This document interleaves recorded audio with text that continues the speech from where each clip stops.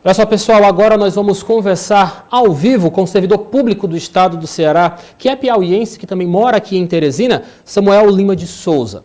Ele teve diagnóstico positivo para coronavírus, para a Covid-19 e está em tratamento aqui na capital do estado do Piauí. Samuel, que alegria poder falar com você. Seja muito bem-vindo à nossa edição de hoje. Oi, Lívia, tudo bem? Boa Tudo tarde. bem, graças a Deus, mas eu quero saber agora como é que você está neste exato momento. Como é que está a sua saúde? Conta pra gente. Cara, eu tô tendo uma boa recuperação, graças a Deus. Ainda não tive nenhum agravamento no caso. E o que mais me preocupa hoje é o medo, né?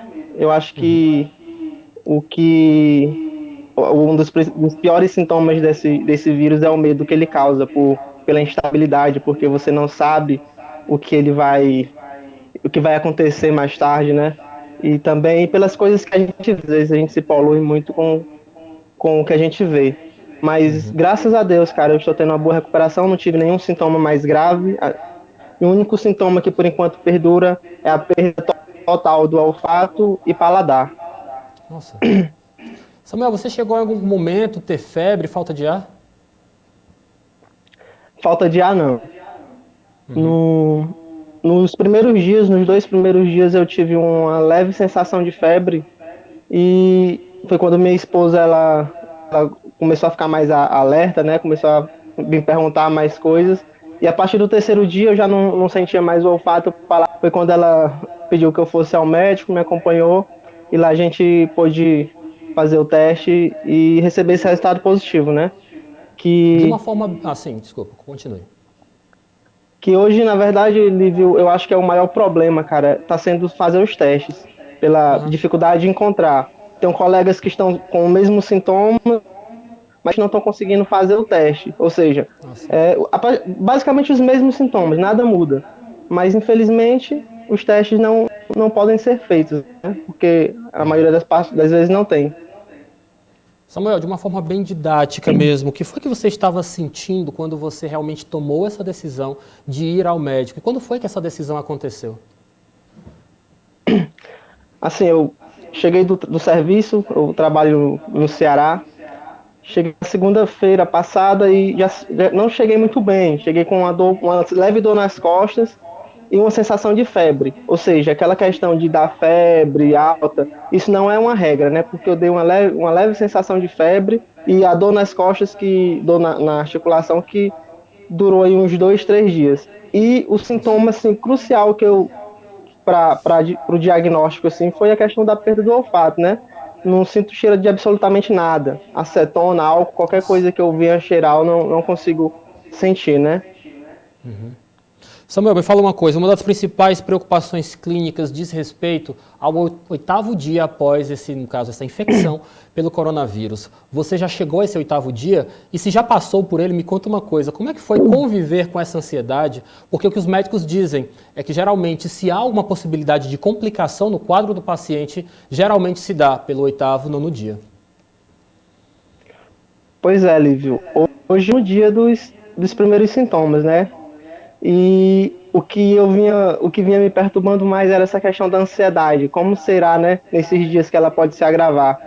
Mas tanto aqui em casa, o apoio da minha esposa, o apoio da família, a gente vem sempre mantendo a calma, né, buscando se distrair. Também muitos colegas de trabalho têm me escado com os sintomas e é o que eu tenho alertado a eles. Manter a calma, se hidratar bem.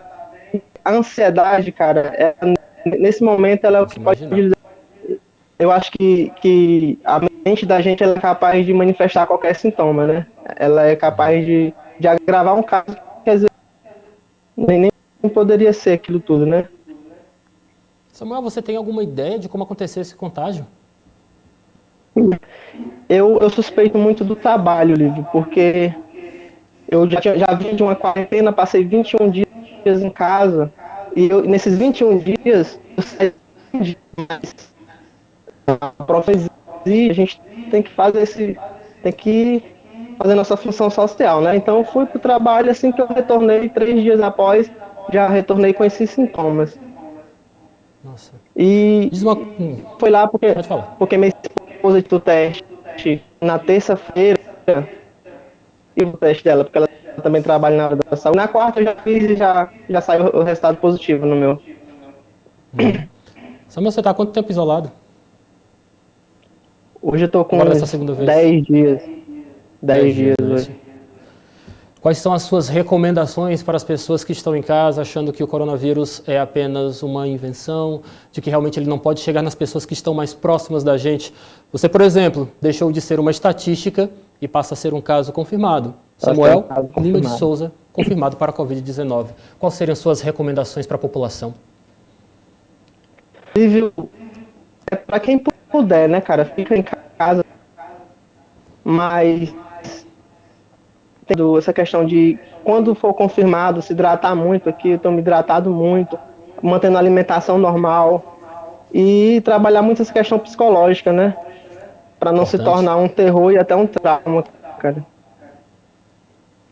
Samuel, muito obrigado pela tua participação. Nosso desejo aqui é que realmente você possa ter sua saúde restaurada em breve, que você realmente tenha uma passagem o mais tranquila possível desta doença. Boa sorte, cara. Tudo de bom para você. Se recupere, tá bom? Eu que agradeço, meu irmão. Abraço. Aquele abraço para você. Muito obrigado. Saúde. Eliezer Rodrigues, os casos, as estatísticas estão virando nomes e realmente choca, né? Deixa a gente um pouco abalado.